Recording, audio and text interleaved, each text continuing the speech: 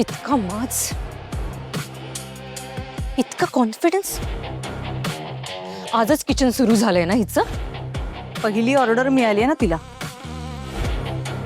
75 लोकांची.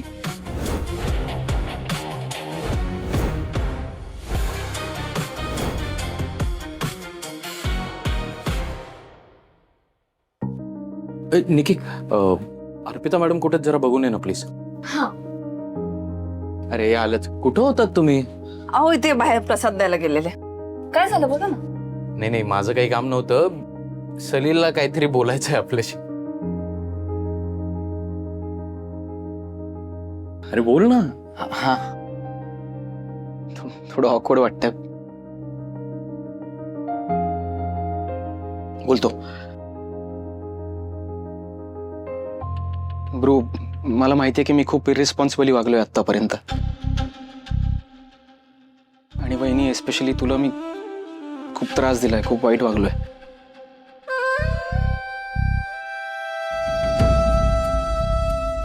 पण माझ्या सगळ्या चुकांची शिक्षा मला मिळाली आता. आणि मला एक फ्रेश स्टार्ट करायचे.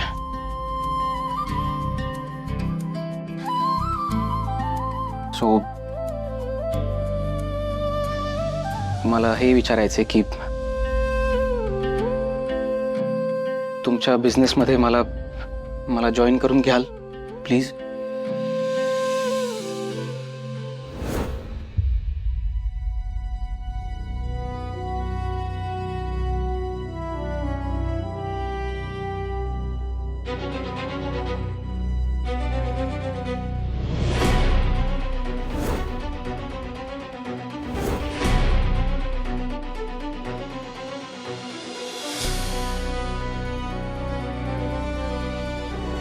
अरे देवा,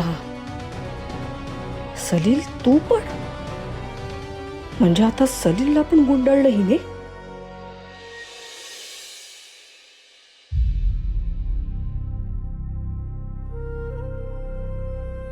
नाही सलील, सॉरी.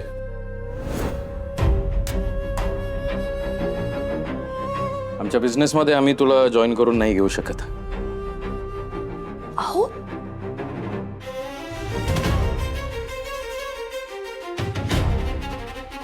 का?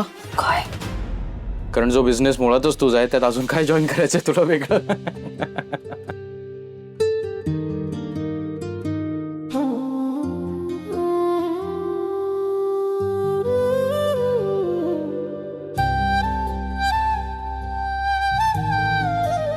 अरे मी मगाशी जायला म्हणालो, हा आपल्या सगळ्यांचा बिझनेस आहे, आपला फॅमिली बिझनेस आहे. आणि तो तुला जॉईन करावासा वाटतोय, याहून आनंदाची गोष्ट काय दुसरी? अरे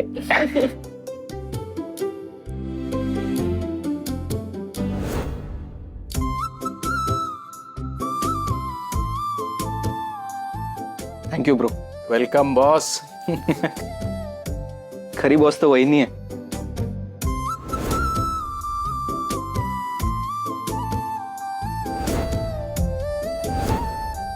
आपल्या नवीन बिझनेसची सुरुवात याहून चांगली होऊच शकत नाही. म्हणजे बघा ना, आत्ता तर आपण सुरुवात केली आहे, पण आत्ताच आपल्यातले गैरसमज दूर झाले. आपण सगळेच एकमेकांच्या इतके जवळ आलोय.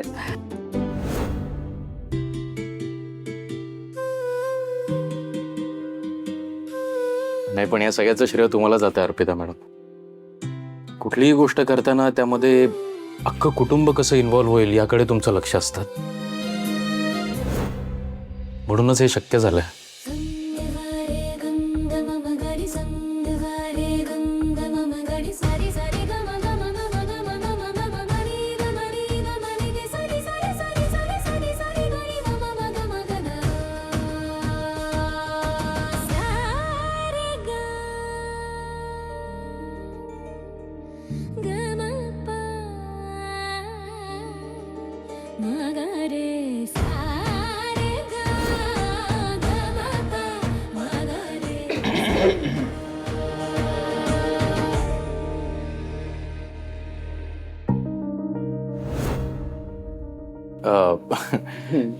आई, बघितलंस का?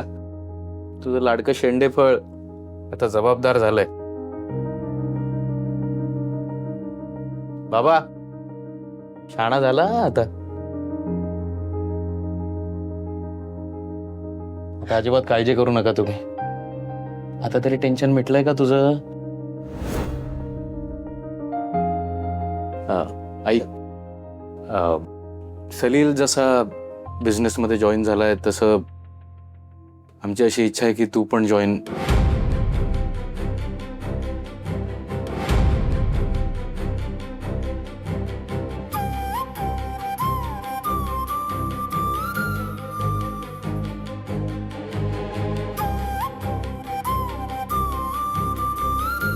हे बघा, तुम्ही नका काळजी करू. सलीलचं मत बदललंय ना, तसं एक दिवस आईचं पण मत बदलेल.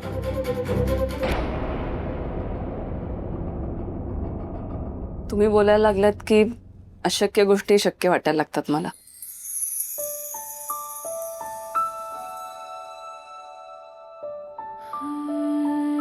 समीर, अर्पिता वहिनी, चला निघतो मी.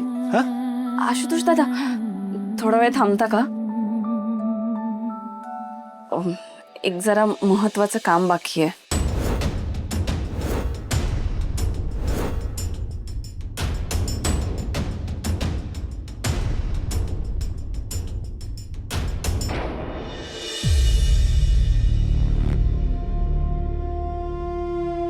एक गोष्ट माझ्या मनासारखी घडत नाहीये. कसली परीक्षा घेतोय देवा? धरलं तर चालतंय, सोडलं तर पळतंय, अशी गत करून ठेवलीस. आधी समीर तर गेलाच होता, आता सलील पण गेला. माझ काय करतेस? पंचारती घ्यायला आलीस तू? नाही, आता तुला अर्पिताचं औक्षणही करायचं असेल ना? मूर्खासारखं काही बोल नको, थोबाड फोडेन तुझं. मी मूर्खासारखं बोलते? हो बोलतेस. मी बघितलं सगळं, तू तिचं कौतुक केलं असते. आई, तू ना अर्पितासमोर हात टेकलेत. तू एक काम कर, तू ना त्यांचं लग्न मान्य करून टाक, म्हणजे कसं सगळे प्रॉब्लेम सॉर्ट होऊन जाते. तोंडाला येईल ते बोलू नकोस. मी आणि ती अर्पिताला सून मानणार. अगं मग राहिलंय काय? सांग ना, काय राहिलंय? तू तिचं कौतुक करून झालं, 2-2 हाताने आशीर्वाद देऊन झाले, काय होतं ते? अगं, माझे हात दगडाखाली होते त्यावेळी. अख्खी चाळ होती. त्यांच्या समोर जर मी आखडून राहिले असते ना, तर त्यांच्या नजरेत मी विलन झाले असते आणि ती महान. अगं, नाटक करावं लागलं ग मला. पण तू बघितलंस, त्यामुळे मोठेपणा मला मिळाला. पण ह्या सगळ्याने ती डोक्यावर बसली तर? चढ ग, ती कसली बसते डोक्यावर. आणि जर बसली ना, तर जमिनीवर कसं आपटायचं मला चांगलंच ठाऊक आहे.